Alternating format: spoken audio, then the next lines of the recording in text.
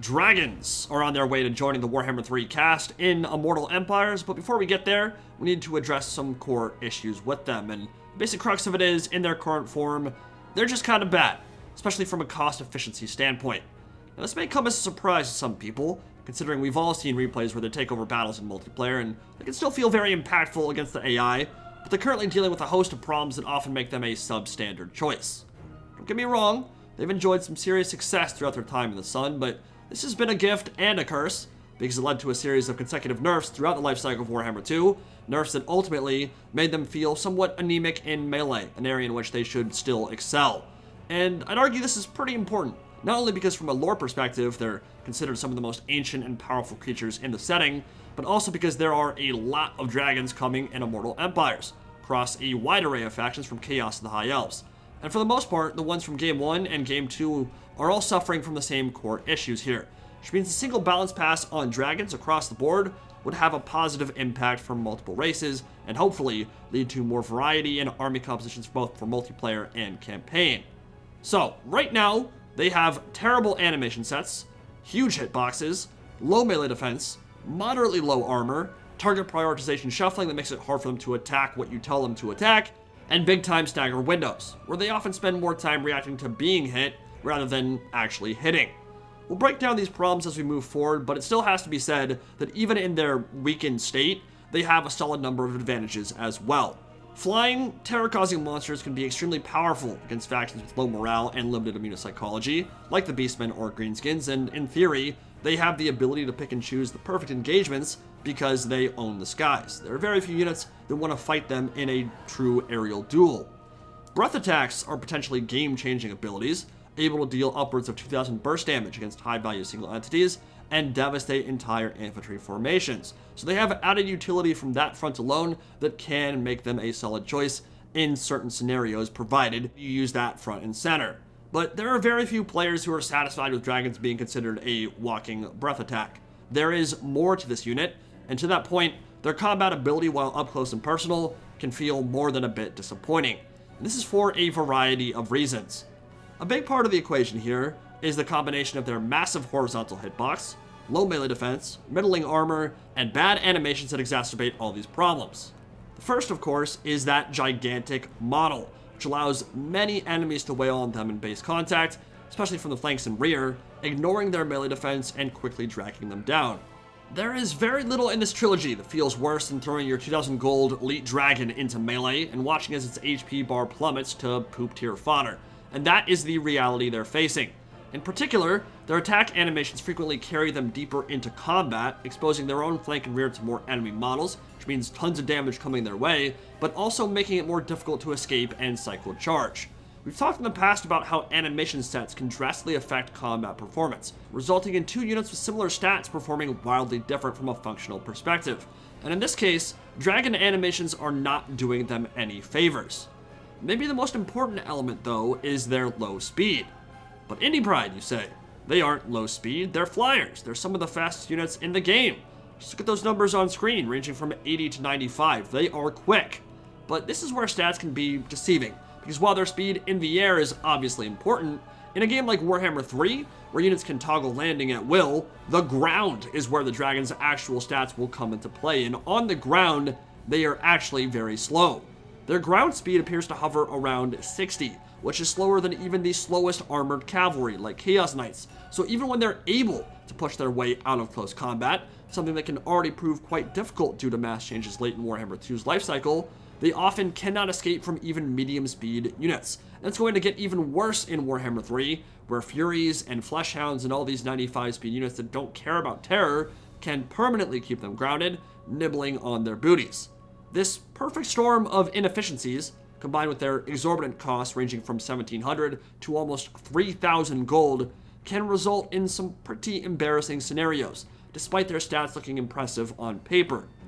For example, I can tell you right now that Fleshhounds of Khorne will be able to easily solo a Sun Dragon. The second Mr. Walmart Dragon lands, Fleshhounds will pile in, get a full surround, and their mass and speed will be more than enough to prevent escape. We can already see similar scenarios unfolding in Warhammer 2, it's just that Warhounds don't have the leadership required to finish the job on their own. Demonic units will. Think about that for a second. A non-specialist, non-bonus versus large unit that costs 700 gold will prevent a 1700 gold unit from taking off and will soundly beat it in melee, which is to say nothing of how easily all dragons are focus fired down by projectiles, even with their innate 25% missile resist. In fact, even from a campaign perspective, they're not very efficient in Warhammer 2 right now because of how heavy the supply lines penalty is. You're almost always better off just spamming archers or shades.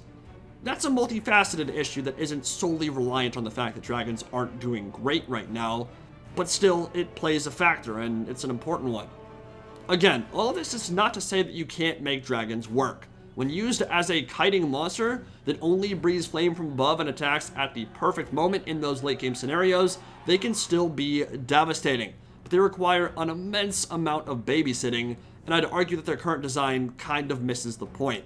Star dragons, widely considered one of the premier monsters in all of Warhammer Fantasy Battle, should not feel terrified of landing.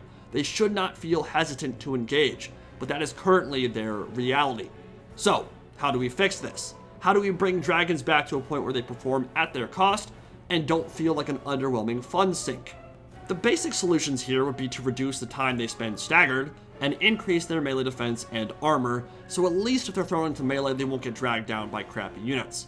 Halberds and armor-piercing troops should punish dragons heavily, should they choose to engage. So for obvious reasons, if you throw your expensive single-entity dragon into a fight like that one, they should take a ton of damage. Units like halberds are designed to counter them. I don't want to see infantry formations performing poorly against single entities. That used to be a thing, we don't need to return to those dark times. But by increasing their melee defense and armor, dragons will have more protection against crappy fodder, and this will further differentiate the specialists designed to kill dragons from the low-tier infantry that really shouldn't be hurting them much. And in many situations, 60 armor, 80 armor simply is not enough to avoid all the incoming damage when that many models are attacking you from the flank and rear. And that's something that dragons simply cannot avoid due to how large they are. 10 to 20 armor and 5 to 7 melee defense without a corresponding increase in price could be a good start. For a more exotic solution, I personally think a Mighty Gust takeoff ability that can only be used once per battle on the more elite dragons would be pretty cool. The basic idea being, if those bad attack animations happen to carry you deep into an infantry blob that you normally have trouble pulling away from, they get an explosion ability, similar to Verminous Valor for someone like Queek, that represents the giant sweeps of their wings, knocking everything around them backwards and granting more space to escape. And that mechanic already exists, it'd be fairly easy to implement. Unfortunately, with the way knockback works in this series, this wouldn't help against units like Warhounds, Harpies, or Furies, and there's no way to differentiate between them and Armored Knights or Heavy Cav, because neither of those can be knocked down. It's just a problem with the game that will likely never change. I don't think this Mighty Gust ability should work against single entity monsters or Heavy Cav anyway, because if a player manages to pin down your dragon with those unit archetypes, something like a Shaggoth or with Chaos Knights, they deserve to deal a lot of damage to your dragon and potentially kill it off for good. But against blocks of infantry, a one-time use ability like this could be very beneficial, especially if it was accompanied by an increase in their ground speed from 60 up to something like 75 or 80. Dragons would still retain many of their same weaknesses with this list of buffs, but those problems would be less obvious and egregious, and as a result, we'd be more encouraged to use them in situations where realistically, they should still perform well but currently don't. Now there's no question, dragons are a difficult unit to balance appropriately. Their archetype can be ripe for abuse, especially in the hands of a talented player, so any buffs they receive should be somewhat measured and appropriate. But the evidence is clear, and you can ask any competitive player about it. Dragons are very rarely seen nowadays, and most competitive guys find them underwhelming.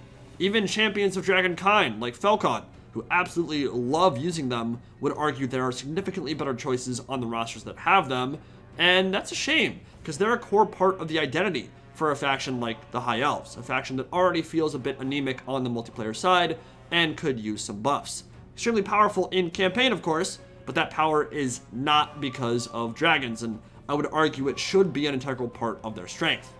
Total War Warhammer is just better when majestic, powerful beasts are fun and satisfying to use. They should not have infinite mass, they should not be able to push their way out of any engagement, they shouldn't feel impossible to kill in melee, I don't want them to be overpowered and suddenly take over the meta completely, but I do want them to better live up to their illustrious reputation and cost, and right now, I feel they simply are not doing that. Add it to the list of units like Ancient Salamanders that deserve some buffs. Let me know what you guys think, and I will see you all in the next one.